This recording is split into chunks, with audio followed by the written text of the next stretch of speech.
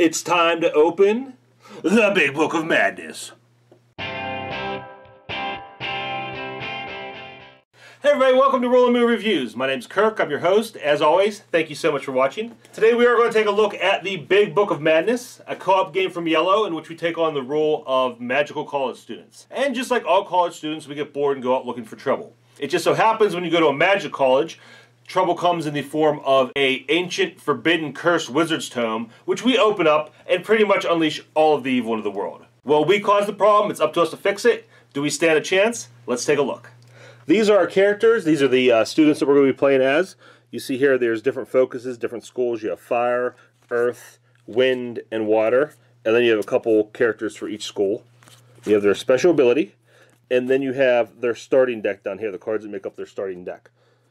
Everybody gets a level 2 based on whatever focus they have, but then you get a bunch of level 1s to round it out. So you're going to start with mostly level 1s, but you have the opportunity throughout the game to upgrade to 2s and 3s. So there's a little bit of a deck building element. You make your deck more powerful and more well-rounded, or more focused depending on your strategy. Once everyone's selected their characters, now we're going to build our spell book, the grimoire that we're fighting against.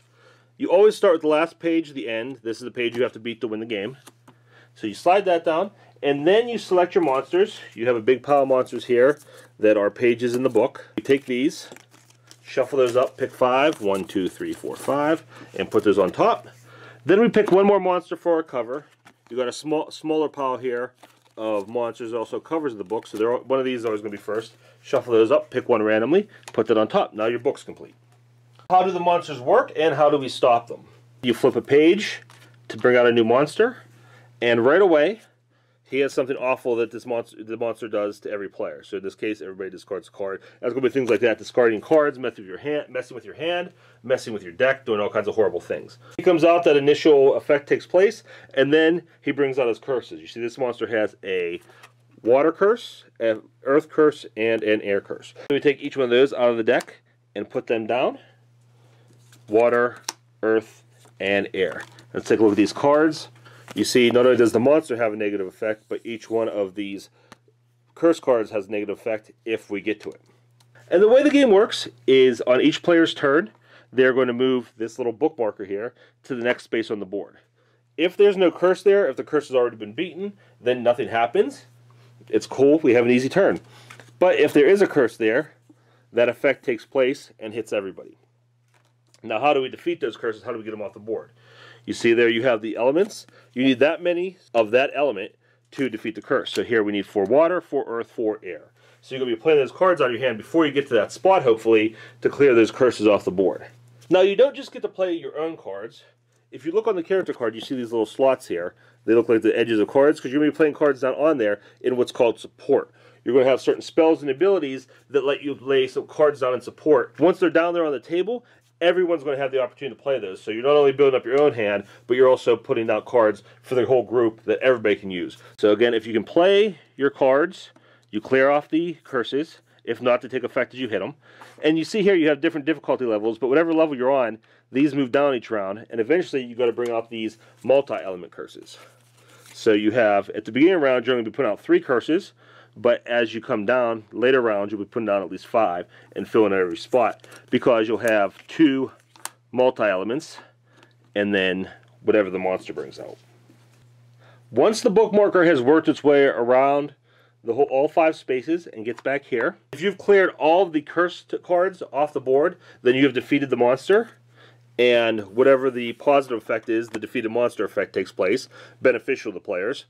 If there's even one curse left on the table, then the negative effect takes place and something happens that hurts all the characters. One way or another, whether you've defeated the monster or not, you flip the page, clear off all the old curses, and move on to the next monster. And you see here, each page has the next monster's curses on there, so you can plan ahead a little bit. But you flip the page and move on. So you don't have to defeat every monster, you just have to survive them and get to the end and beat that last one. The other bad thing you have to contend with are these madness cards here. And these are all the same. These are just cards that are going to get in your deck, clog your deck, and hurt you in different ways. They're going to get in your deck through monster effects, through curses, through beating the monster, things like that. And also, every time you have to reshuffle, you throw one of these in your deck first. So you're always going to be loading up on these.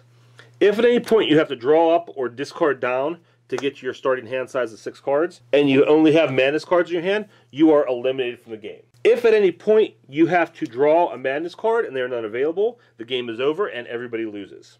Fortunately, you're going to have spells that allow you to put cards back on top of the Madness deck and keep that deck viable and going, so you don't all lose the game. I've mentioned spells a couple times now. That's because you're going to have access to a bunch of different spells. Everybody starts with the basics: telepathy, growth, ice, and combustion, one for each different element. And then you're going to have a bunch of upgrades available to purchase. You have also based on elements: air, water, fire, and so forth. There is your purchase cost and your cost to use. And again, these are the ways that you get cards in support, the way you help each other, allow other players to take actions on your turns, different things like that.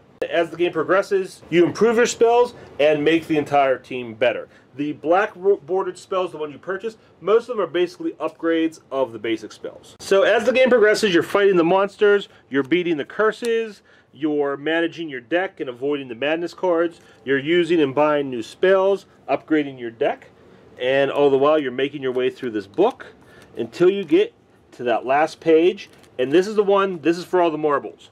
Once this one comes out, you lay out your curses and you play as normal, but if you win, the win condition for this monster is you win the entire game. If you lose, then you lose the game.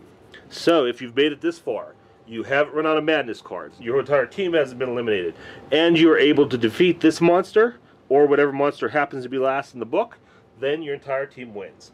If you've run out of Madness cards, or this monster beats you, everybody loses. And that's how you play the Big Book of Madness. The Big Book of Madness is a great looking game. These characters all look awesome, and exactly what you think students at a magical college would look like. They have all the different, they have the jocks and the preppies and the emo kids and everything. So just really cool looking characters there. The monsters look awesome, really unique, a lot of stuff I've never seen before. And all the cards, the element cards, curses, spells, everything just looks really fantastic. The problem is this game lacks personality. It's a game that's begging to have some personality behind it, but nobody has names. The character cards are blank as far as names go. The monsters don't have any names on them. And it just really, to me, is a distraction, if nothing else, from the game, because I want to know who these characters are. I want to know their names. I want to know their relationships to each other. I mean, the way they draw these characters, it looks like each element is represented by a different house. So I want to know, who are the Gryffindors? Who are the Hufflepuffs? How do they all work together? How do they get along? And I think having that extra story element to the game would really improve it, make it a lot more fun, because you know who you're supposed to be and the way you're supposed to play it. Same with the monsters. I mean, like I said, these things look awesome. I've never seen anything like this before, but because I've never seen anything like it, I have no idea what it is, and the game doesn't tell me. Tell me who this blob guy is. What's his story? Where does he come from? What are his powers? What does he do? There's nothing there. The game is completely blank story-wise, and it's just a game that's begging for a story. So I think it was a real missed opportunity to do some universe building. As expansions come in, you can really grow that legacy of the story in this game, and it's just not there, and it kind of disappoints me. The game is very much a co-op. If you don't like co-ops, you're going to hate this game, because it is very heavy. Even by co-op standards, it is very co-op-y. And what I mean by that is the decisions in this game seem to be designed to be made corporately. So everybody's in on the decisions, because everybody's playing each other's cards. You have spells that let people take turns on your turn or take actions on your turn. You're planning ahead. So every decision is going to be made pretty much, or is likely to be made at least, by committee.